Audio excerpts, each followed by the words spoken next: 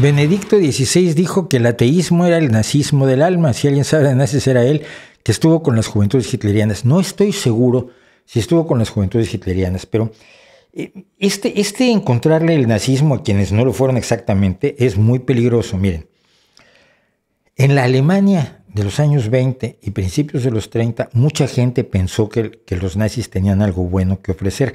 No sabían lo que iban a hacer, no sabían ni siquiera que iban a hacer la guerra, no sabían que iban a entrar en los mecanismos de persecución de las personas discapacitadas, que iban a entrar en los problemas de la eugenesia, que iban a empezar y mucho menos que iban a llegar a las masacres que se dieron a partir de 1941-42. Entonces, y además otra cosa que hay que recordar, y esto es muy importante, ahora que lo dicen, es muy probable que Benedicto XVI haya sido miembro de las juventudes hitlerianas. ¿Saben por qué?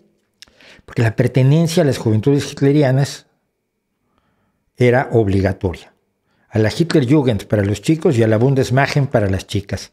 No había otra organización juvenil, se prohibieron todas las organizaciones juveniles. Lo contaba Alejandro Gallo en la entrevista que le hizo para su libro sobre la crítica de la razón conspiranoide, o conspiranoica, no me acuerdo, perdón.